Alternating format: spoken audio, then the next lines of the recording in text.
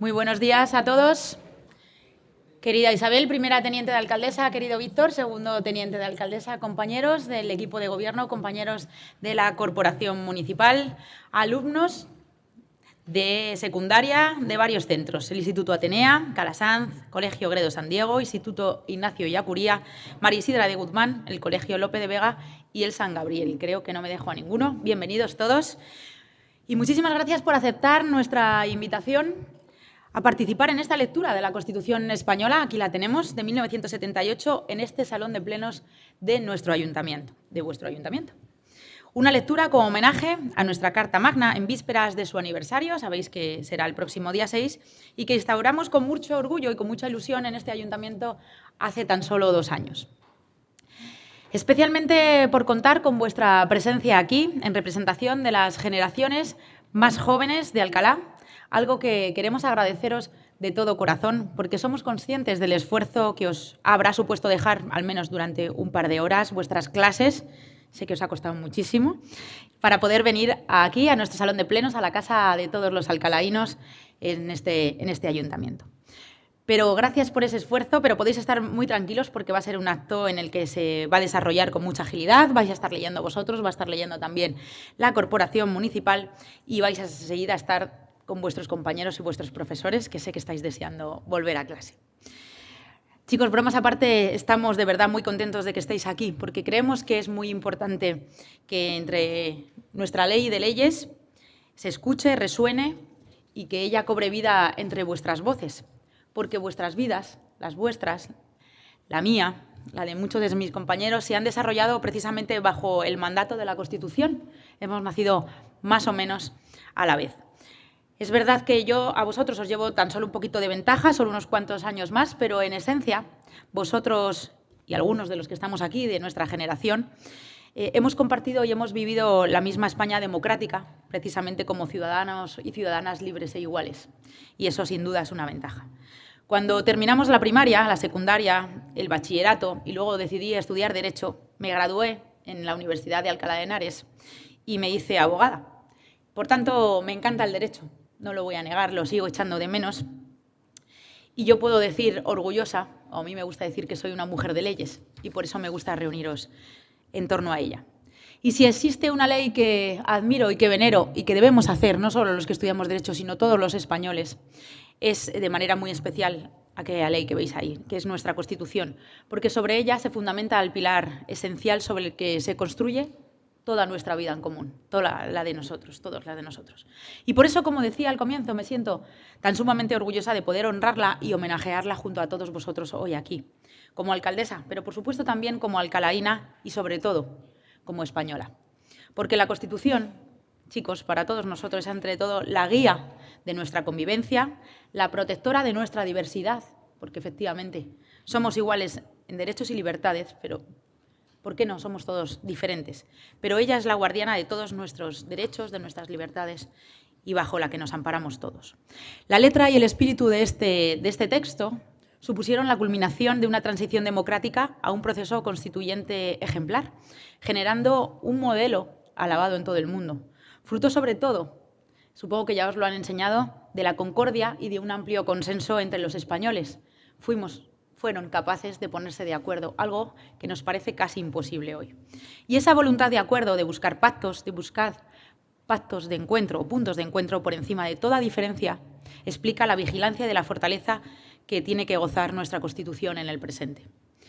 Al final, ella, nuestra Carta Magna, en suma, representa la garantía más sólida y más perdurable para asegurar la libertad, la igualdad, la pluralidad y la convivencia democrática de todos nosotros, de todos los españoles.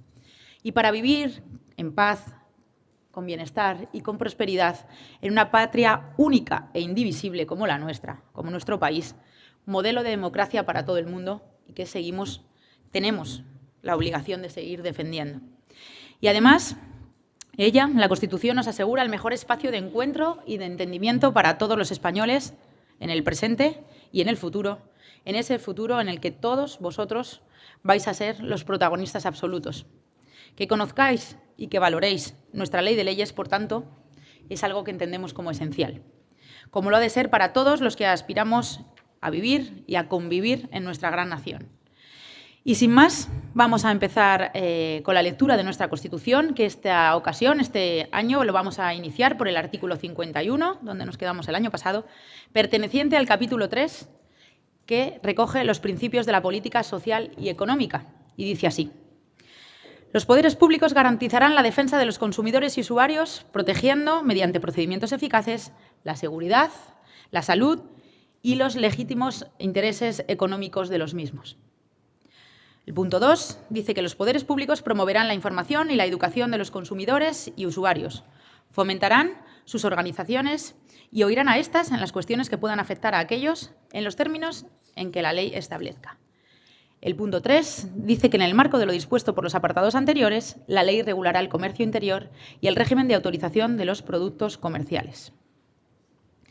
Dejamos aquí la lectura de la Constitución, lo dejo aquí, empezáis todos vosotros y después culminaremos este acto, ¿vale? Así que, chicos, dispuestos a escucharos y, sobre todo, escuchad y aprended, defenderla y asumirla. Muchas gracias.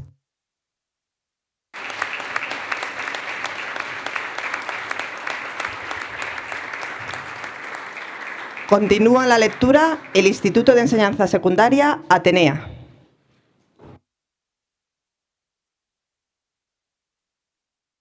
Artículo 52. La ley regulará las organizaciones profesionales y que contribuyan a la defensa de intereses económicos que les sean propios. Su estructura interna y funcionamiento deberán ser democráticos.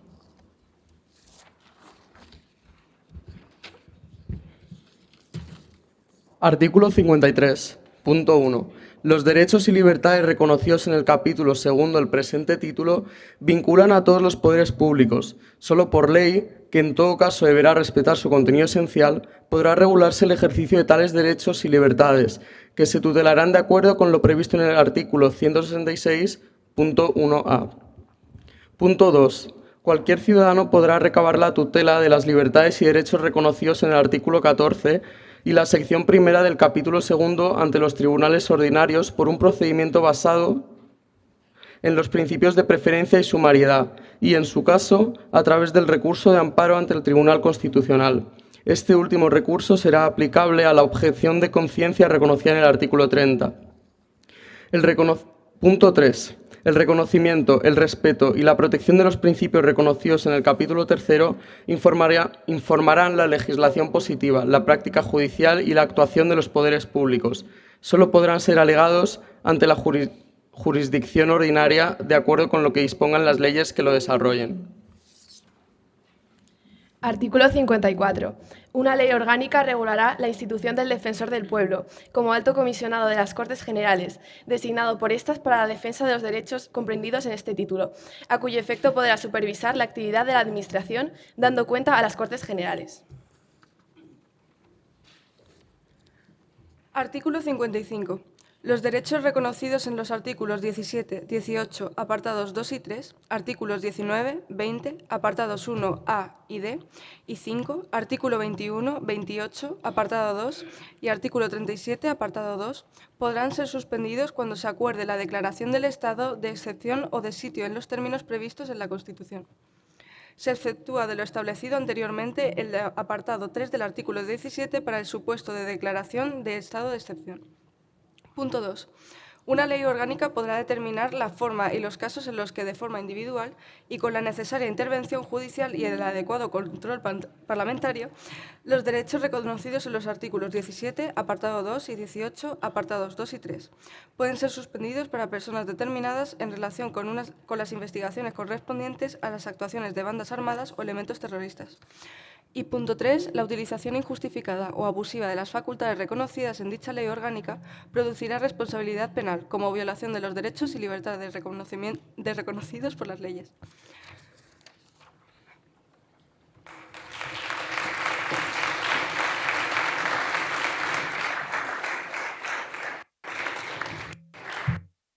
A continuación, lee la primera teniente de alcaldesa, doña Isabel Ruiz Maldonado.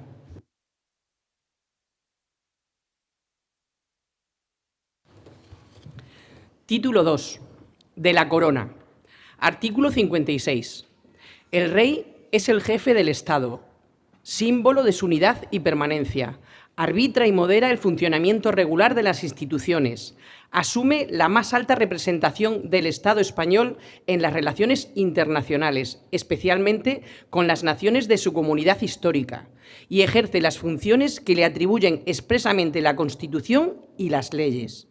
Su título es el de Rey de España y podrá utilizar los demás que correspondan a la corona. La persona del rey es inviolable y no está sujeta a responsabilidad. Sus actos estarán siempre refrendados en la forma establecida en el artículo 64, careciendo de validez sin dicho refrendo, salvo lo dispuesto en el artículo 65.2. A continuación, Colegio Calasanz.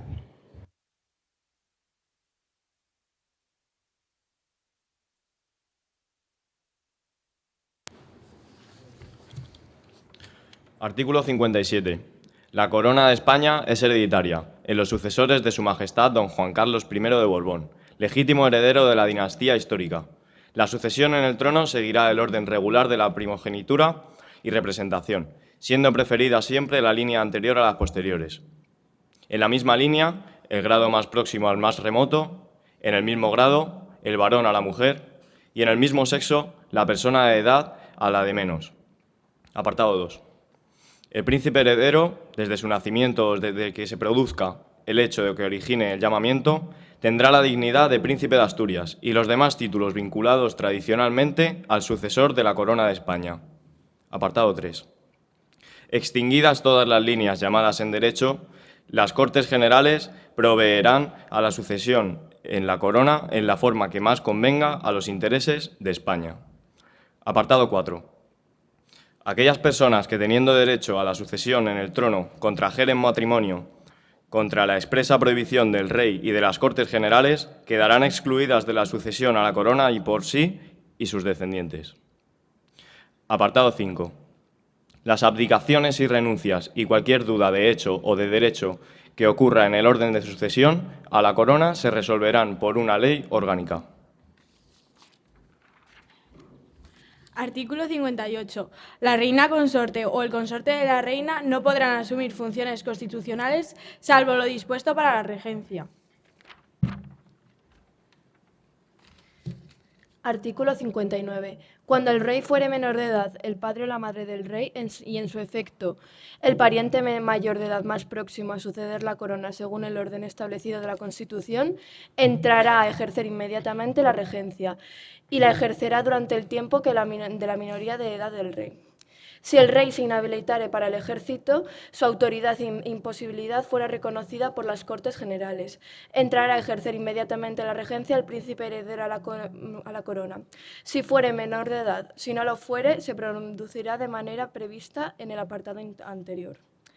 Hasta que el príncipe heredero alcance la mayoría de edad.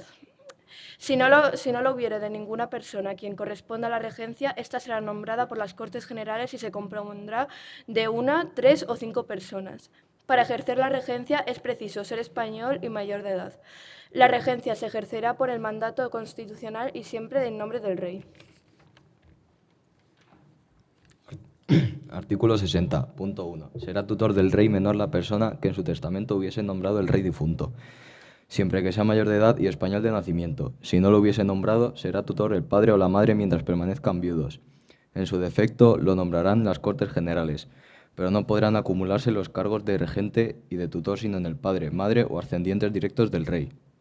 Punto 2. El ejercicio de la tutela es también incompatible con el de todo cargo o representación política.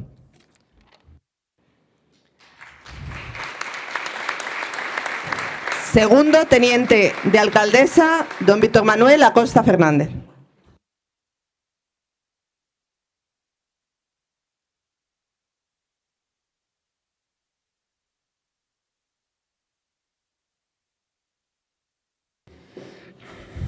Artículo 61.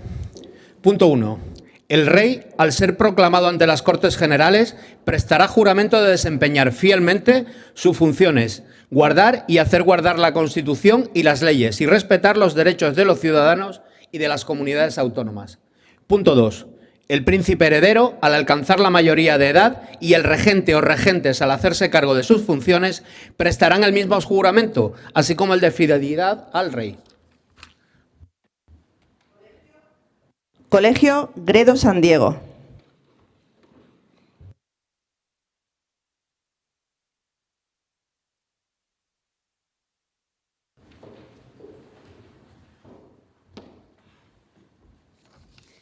Artículo 62.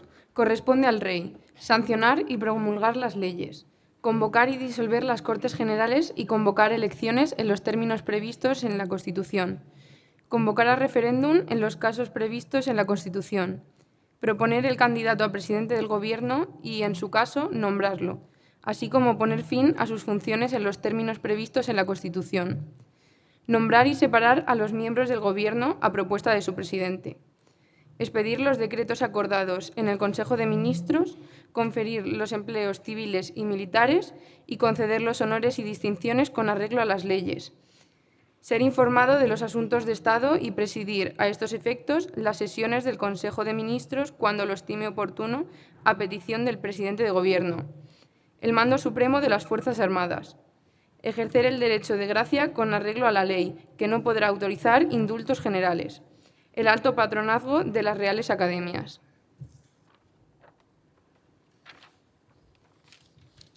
Artículo 63. El Rey acredita a los embajadores y otros representantes diplomáticos. Los representantes extranjeros en España están acreditados ante él. Al Rey corresponde manifestar el consentimiento del Estado para obligarse internacionalmente por medio de tratados, de conformidad con la Constitución y las leyes.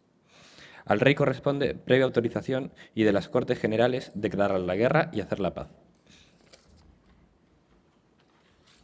Artículo 64. Punto 1. Los actos del Rey serán refrendados por el presidente del Gobierno y, en su caso, por los ministros competentes.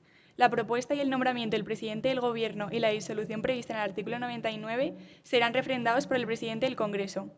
Punto 2. De los actos del Rey serán responsables las personas que los refrenden. Artículo 65. Punto 1. El Rey recibe los presupuestos del Estado una cantidad global para el sostenimiento de su familia y casa y distribuye libremente la misma. Punto 2. El Rey nombra y releva libremente a los miembros civiles y militares de su casa.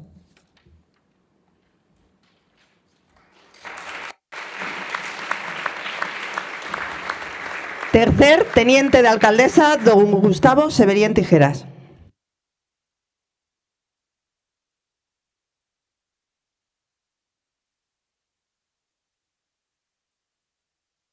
Título tercero de las Cortes Generales, capítulo primero de las Cámaras, artículo 66. Las Cortes Generales representan al pueblo español y están formadas por el Congreso de los Diputados y el Senado.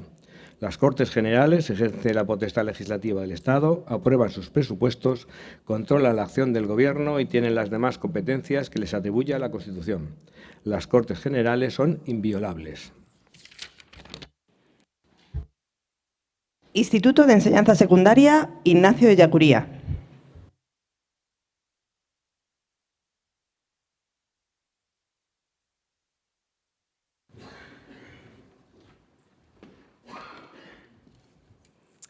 Artículo 67, apartado 1. Nadie podrá ser miembro de las dos cámaras simultáneamente ni acumular el acta de una asamblea de comunidad autónoma con la de diputado al Congreso. Apartado 2. Los miembros de las Cortes Generales no estarán ligados por mandato imperativo. Apartado 3. Las reuniones de parlamentarios que se celebren sin convocatoria reglamentaria no vincularán a las cámaras y no podrán ejercer sus funciones ni ostentar a sus privilegios. Artículo 68. Punto 1. El Congreso se compone de un mínimo de 300 y un máximo de 400 diputados, elegidos por sufragio universal, libre, igual, directo y secreto, en los términos que establezca la ley. La circunscripción electoral es la provincia. Las poblaciones de Ceuta y Melilla estarán representadas, cada una de ellas, por un diputado.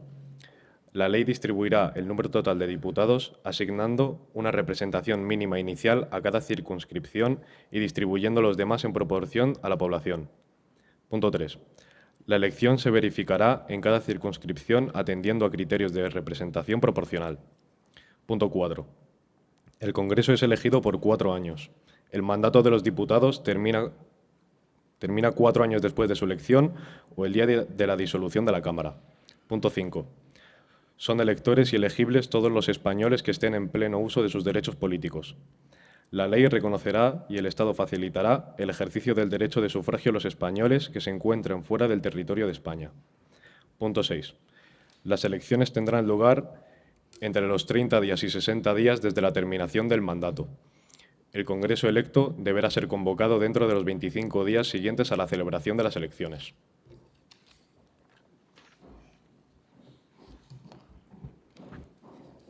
Artículo 69. Punto 1. El Senado es la Cámara de Representación Territorial. Punto 2. En cada provincia se elegirán 4 senadores por sufragio universal, libre, igual, directo y secreto por los votantes de cada una de ellas, en los términos que señale una ley orgánica. Punto 3. En las provincias insulares, cada isla o agrupación de ellas, con cabildo o consejo insular, constituirá una circunscripción a efectos de elección de senadores, correspondiendo 3 a cada una de las islas mayores, Gran Canaria, Mallorca y Tenerife, y 1 a cada una de las siguientes islas o agrupaciones: Ibiza, Formentera, Menorca, Fuerteventura, Gomera, Hierro, Lanzarote y La Palma. Punto 4. Las poblaciones de Ceuta y Melilla elegirán cada una de ellas 2 senadores. Punto 5. Las comunidades autónomas designarán además un senador y otro más por cada 1.000.000 de habitantes de su respectivo territorio. La designación corresponderá a la Asamblea Legislativa o, en su defecto, al órgano colegiado superior de la comunidad autónoma, de acuerdo con lo que establezcan los estatutos, que asegurarán, en todo caso, la adecuada representación proporcional. Punto 6. El Senado es elegido por 4 años. El mandato de los senadores termina 4 años después de su elección o el día de la disolución de la Cámara.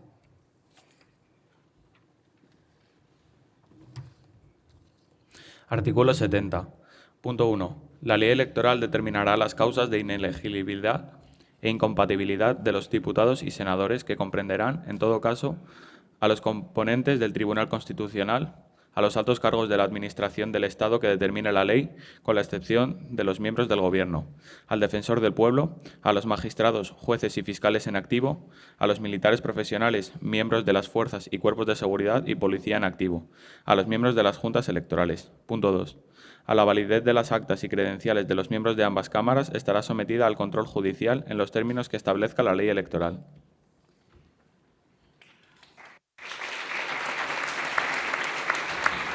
Concejal de Mayores y Participación Ciudadana, doña Esther de Andrés Domínguez.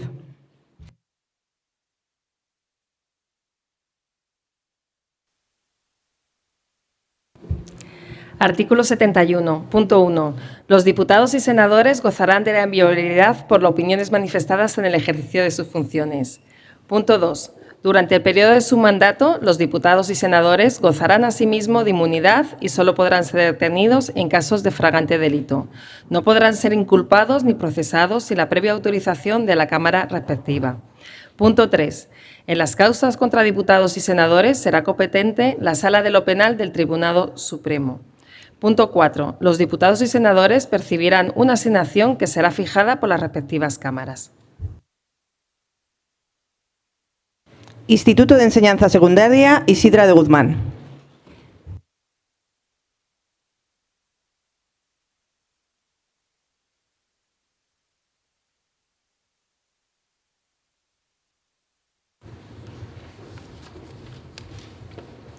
Artículo 72. Punto 1. Las cámaras establecerán sus propios reglamentos, aprueban autónomamente sus presupuestos y, de común acuerdo, regulan el estatuto del personal de las Cortes Generales. Los reglamentos y sus reformas serán sometidos a una votación final sobre su totalidad, que requerirá la mayoría absoluta.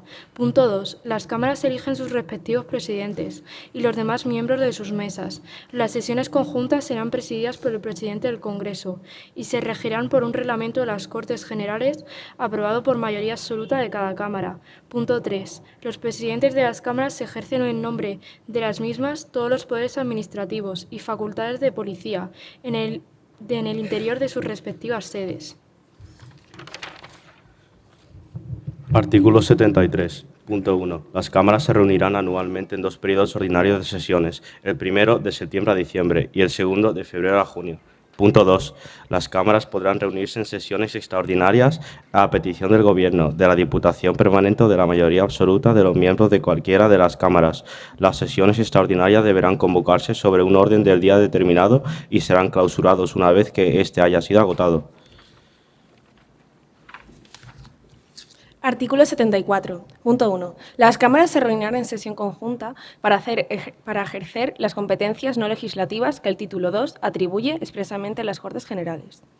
Punto 2. Las decisiones de las Cortes Generales previstas en los artículos 94.1, 145.2 y 158.2 se adoptarán por mayoría de cada una de las cámaras.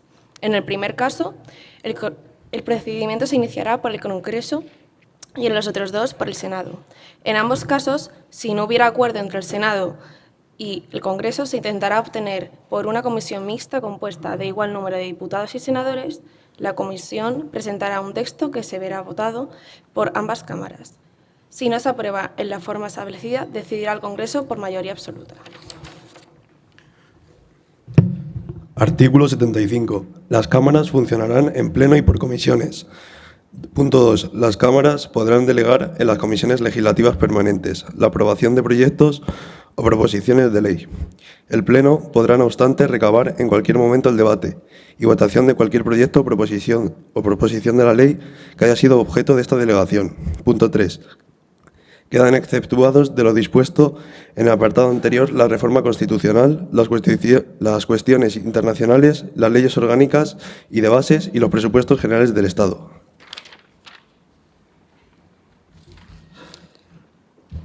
Artículo 76. Punto 1. El Congreso y el Senado, y en su caso ambas cámaras conjuntamente, podrán nombrar comisiones de investigación sobre cualquier asunto de interés público. Sus conclusiones no serán vinculantes para los tribunales ni afectarán a las resoluciones judiciales, sin prejuicio de que el resultado de la investigación sea comunicado al Ministerio Fiscal para el ejercicio, cuando proceda de las acciones oportunas. Punto 2. Será obligatorio comparecer a requerimiento de las cámaras. La ley regulará las sanciones que puedan imponerse por incumplimiento de esta obligación. Artículo 77. Punto 1. Las cámaras pueden recibir peticiones individuales y colectivas, siempre por escrito, quedando prohibida la presentación directa por manifestaciones ciudadanas. Punto 2. Las cámaras pueden remitir al Gobierno las peticiones que reciban. El Gobierno está obligado a explicarse sobre su contenido, siempre que las cámaras lo exijan.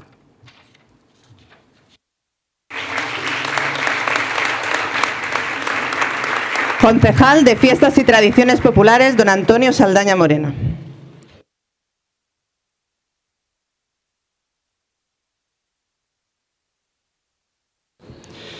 Artículo 78.1. En cada Cámara habrá una Diputación permanente compuesta por un mínimo de 21 miembros, que representarán a los grupos parlamentarios en proporción a su importancia numérica.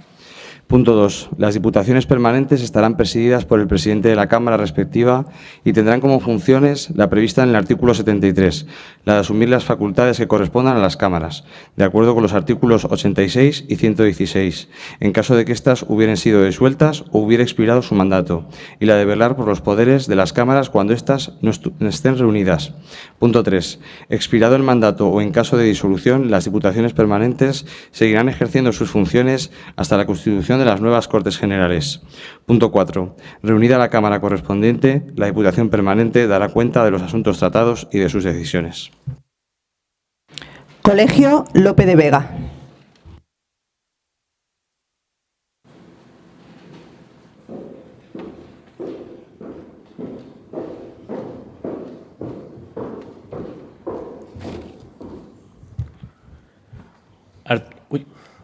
Artículo 79. Punto 1.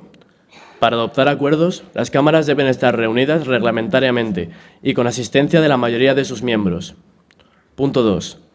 Dichos acuerdos, para ser válidos, deberán ser aprobados por la mayoría de los miembros presentes, sin perjuicio de las mayorías especiales que establezcan la Constitución o las leyes orgánicas y las que para elección de personas establezcan los reglamentos de las cámaras. Punto 3. El voto de senadores y diputados es personal e indelegable. Artículo 80. Las sesiones plenarias de las cámaras serán públicas, salvo acuerdo en contrario de cada cámara, adoptado por mayoría absoluta o con arreglo al reglamento. Capítulo 2. De la elaboración de las leyes. Artículo 81.1. Son leyes orgánicas las relativas al desarrollo de los derechos fundamentales y de las libertades públicas, las que aprueben los estatutos de autonomía y el régimen electoral general y las demás previstas en la Constitución. Punto 2. La aprobación, modificación o derogación de las leyes orgánicas exigirá mayoría absoluta del Congreso en una votación final sobre el conjunto del proyecto. Artículo 82.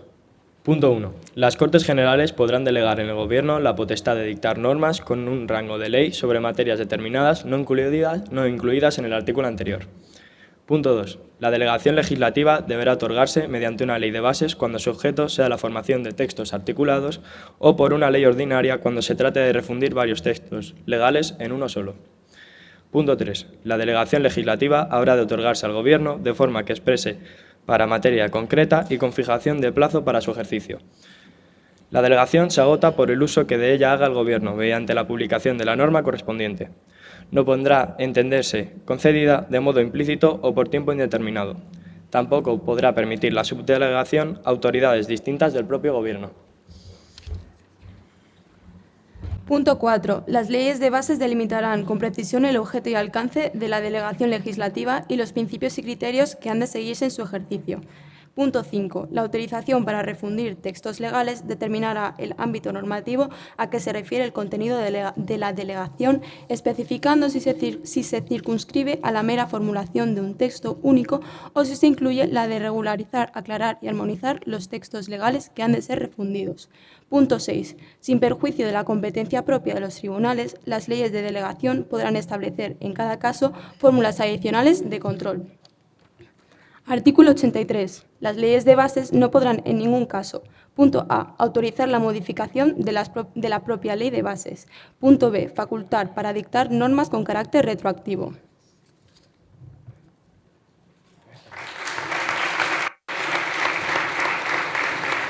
Concejal de Comercio, Recursos Humanos y Seguridad Ciudadana, doña Olena María de Miguel Muñoz.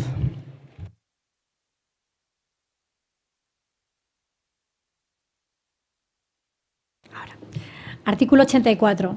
Cuando una proposición de ley o una enmienda fuere contraria a una delegación legislativa en vigor, el Gobierno está facultado para oponerse a su tramitación. En tal supuesto, podrá presentarse una proposición de ley para la derogación total o parcial de la ley de delegación. Colegio San Gabriel.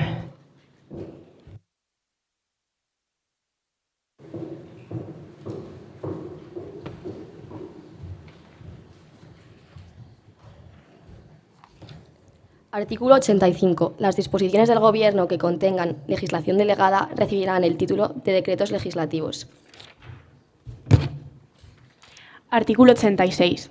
En caso de extraordinaria y urgente necesidad, el Gobierno podrá dictar disposiciones legislativas provisionales que tomarán la forma de decretos leyes y que no podrán afectar al ordenamiento de las instituciones básicas del Estado, a los derechos, deberes y libertades de los ciudadanos regulados en el título 1, al régimen de las comunidades autónomas ni al derecho electoral general. Punto 2. Los decretos leyes deberán ser inmediatamente sometidos a debate y votación de totalidad al Congreso de los Diputados, convocado al efecto si no estuviere reunido, en el plazo de los 30 días siguientes a su promulgación.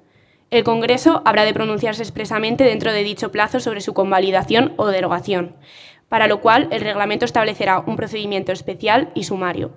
Punto 3. Durante el plazo establecido en el apartado anterior, las Cortes podrán tramitarlos como proyectos de ley por el procedimiento de urgencia. Artículo 87. La iniciativa legislativa corresponde al Gobierno, al Congreso y al Senado, de acuerdo con la Constitución y los reglamentos de las cámaras. Punto 2. La Asamblea de las Comunidades Autónomas podrán solicitar del Gobierno la adopción de un proyecto de ley o remitir a la Mesa de Congresos una proposición de ley delegando ante dicha Cámara un máximo de 3 miembros de la Asamblea encargados de su defensa. Punto 3.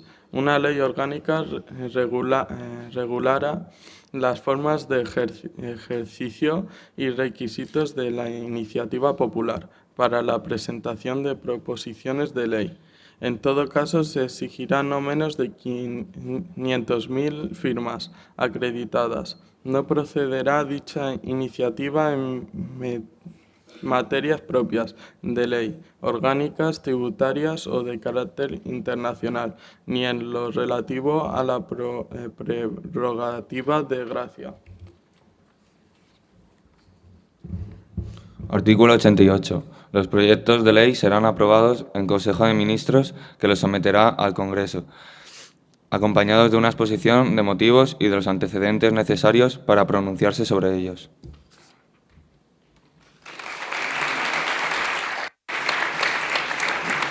Concejal de Educación, Universidad y Deportes, doña Dolores López Bautista. Artículo 89. Punto 1. La tramitación de las proposiciones de ley se regulará por los reglamentos de las cámaras, sin que la prioridad debida a los proyectos de ley impida el ejercicio de la iniciativa legislativa en los términos regulados por el artículo 87. Punto 2. Las proposiciones de ley que, de acuerdo con el artículo 87, tome en consideración el Senado, se remitirán al Congreso para su trámite en este como tal proposición. Concejal de Patrimonio Histórico, don José Vicente Pérez Palomar. Artículo 90, punto 1. Aprobado un proyecto de ley ordinaria u orgánica por el Congreso de los Diputados, su presidente dará inmediata cuenta del mismo al presidente del Senado, el cual lo someterá a deliberación de éste. Punto 2. El Senado, en el plazo de 2 meses a partir del día de la recepción del texto, puede, mediante mensaje motivado, oponer su veto o introducir enmiendas al mismo. El veto deberá ser aprobado por mayoría absoluta. El proyecto no podrá ser sometido al Rey para sanción sin que el Congreso lo ratifique por mayoría absoluta. En caso de veto, el texto inicial o por mayoría simple una vez transcurridos 2 meses desde la interposición del mismo, o se pronuncie sobre las enmiendas, aceptándolas o no por mayoría simple. Punto 3. El plazo de 2 meses que el Senado dispone para vetar o enmendar el proyecto se reducirá a 20 días naturales en los proyectos declarados urgentes por el Gobierno o por el Congreso de los Diputados. Concejal de Desarrollo Económico y Empleo, don Antonio Peñalver Martínez. Artículo 91. El Rey sancionará en el plazo de 15 días las leyes aprobadas por las Cortes Generales y las promulgará y ordenará su inmediata publicación. Concejal del Grupo PSOE, María Aranguren Bergara.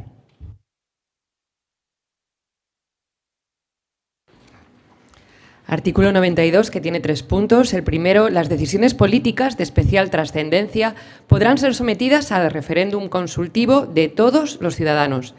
El punto 2 dice, el referéndum será convocado por el Rey mediante propuesta del presidente del Gobierno previamente autorizada por el Congreso de los Diputados. Y el punto 3, una ley orgánica regulará las condiciones y el procedimiento de las distintas modalidades de referéndum previstas en esta Constitución. Concejal, Grupo PSOE, Diana Díaz del Pozo.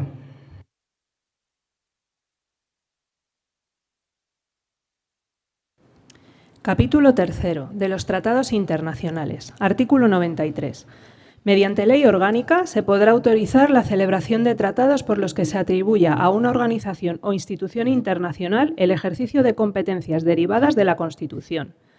Corresponde a las Cortes Generales o al Gobierno, según los casos, la garantía del cumplimiento de estos tratados y de las resoluciones emanadas de los organismos internacionales o supranacionales titulares de la cesión. Concejal, Grupo PSOE, Miguel Carlos Castillejo Calvo. Artículo 94.1. La prestación del consentimiento del Estado para obligarse por medio de tratados o convenios requerirá la previa autorización de las Cortes Generales en los siguientes casos. A. Tratados de carácter político. B. Tratados o convenios de carácter militar. C. Tratados o convenios que afecten a la integridad territorial del Estado o a los derechos y deberes fundamentales establecidos en el título primero. D. Tratados o convenios que impliquen obligaciones financieras para la hacienda pública. E. tratados o convenios que supongan modificación o derogación de alguna ley o exijan medidas legislativas para su ejecución. Punto 2. El Congreso y el Senado serán inmediatamente informados de la conclusión de los restantes tratados o convenios. Concejal, Grupo PSOE, Rosa Alicia Gómez Pinet.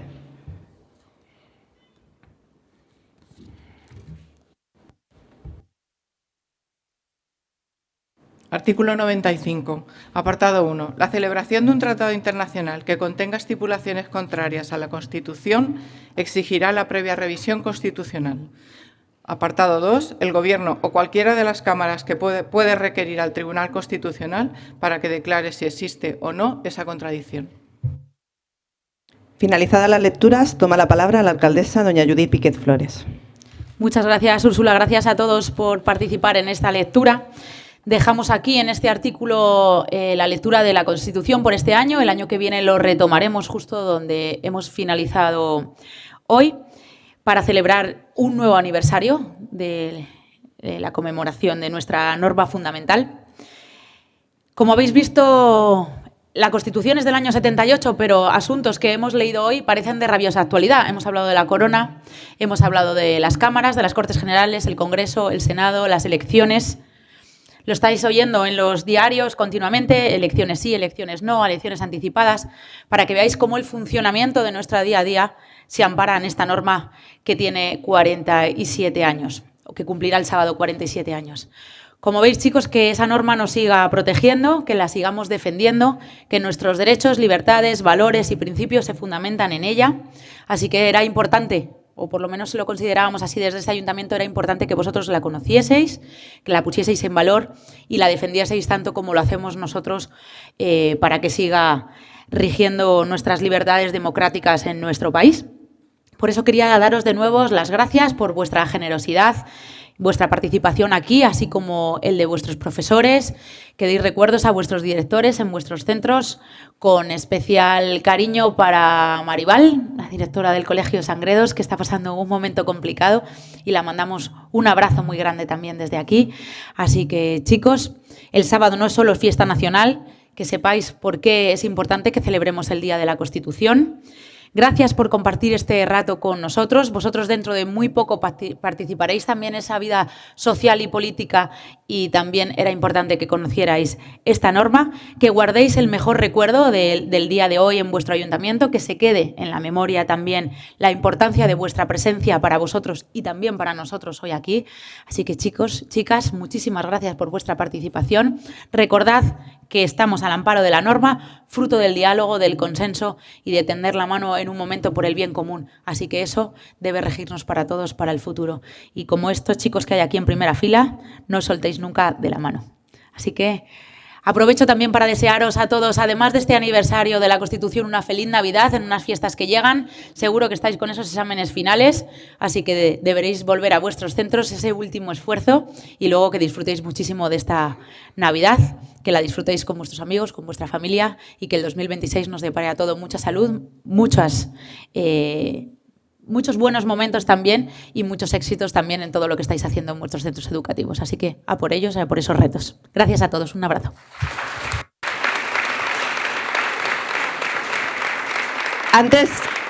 Antes de finalizar, os rogamos a todos los presentes nos pongamos en pie para escuchar el himno nacional como colofón del acto.